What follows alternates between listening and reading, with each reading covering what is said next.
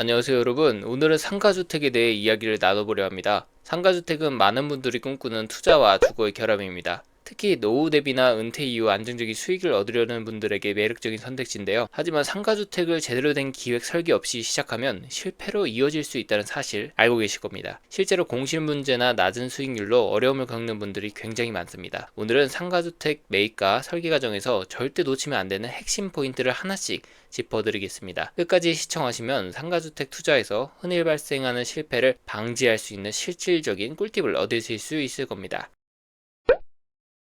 우선 상가주택이 무엇인지 간단히 짚고 넘어가겠습니다.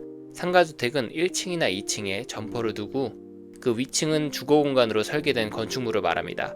흔히 대로변이나 이면도로에 자리 잡아 주거와 임대 수익을 동시에 얻을 수 있는 형태죠. 이러한 특성 때문에 상가주택은 단순히 주거 목적뿐만 아니라 안정적인 임대 수익을 기대할 수 있는 투자 상품으로 인기를 끌어왔습니다.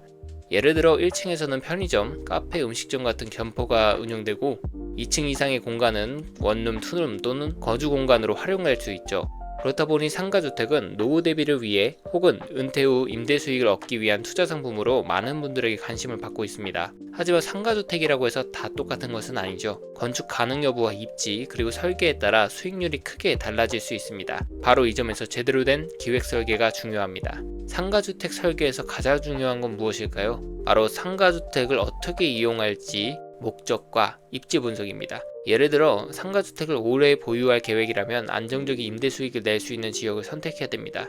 반면 단기간 매매 차익을 노린다면 경매로 싸게 취득하거나 향후 재개발 가능 지역이나 역사신설 같은 호재가 있는 곳을 주목해야 하죠. 목적이 명확하지 않다면 문제가 생길 가능성이 큽니다. 예를 들어 공실이 발생해 임대 수익이 줄거나 관리 비용이 예상보다 많이 들어 수익률이 떨어질 수 있습니다. 이런 실패 사례는 생각보다 흔합니다. 만약에 주변에는 작은 평수의 상가가 많아서 큰 평수에 상가가 들어올 자리가 없는데 이럴 경우에는 큰 평수가 굉장히 좀 상대적으로 경쟁력이 있겠죠. 특히 입지를 분석하지 않고 매입한 경우 상가가 유동인구가 적은 곳에 위치하거나 상권이 발달하지 않아 공실 문제가 심각해지는 경우도 있습니다. 또한 건물의 노후화나 설계 미비로 인해 유지보수 비용이 늘어나면 투자 매력이 떨어질 수밖에 없죠. 그렇다면 상가주택을 지을 입지를 고를 때 어떤 요소를 고려해야 할까요?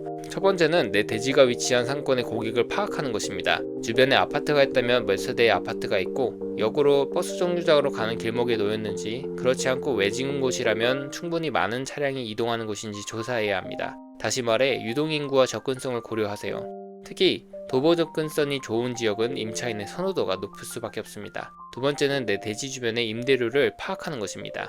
각 지역의 특성에 따라 주변 임대료에 수렴할 수밖에 없죠. 같은 라인에 위치한 1층 상가의 임대료와 공실률을 조사하면 대략적인 상가의 수익률을 알 수 있습니다. 세 번째는 내 상가주택에 입점할 상가 임차인을 미리 섭외해야 하는 겁니다. 입점 제안서를 만들어서 여러 프랜차이즈나 네이버 사장 카페에 제안하고 그들의 의견을 들어보는 것은 선택에 굉장한 도움이 됩니다.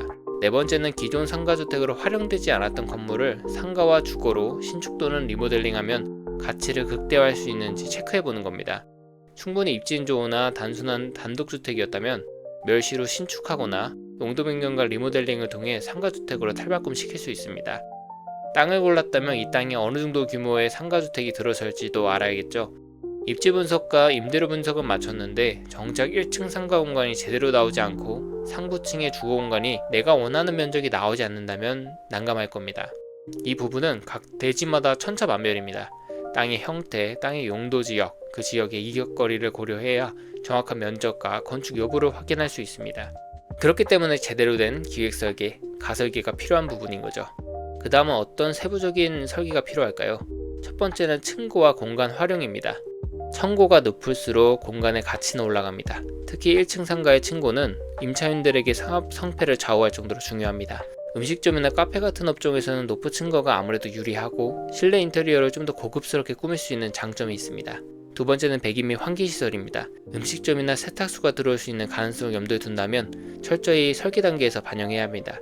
이러한 시설이 잘 갖춰지지 않으면 임차인의 만족도가 낮아지고 결국 공실의 문제로 이어질 수 있습니다. 마지막으로 가시성과 간판 자리도 중요하죠.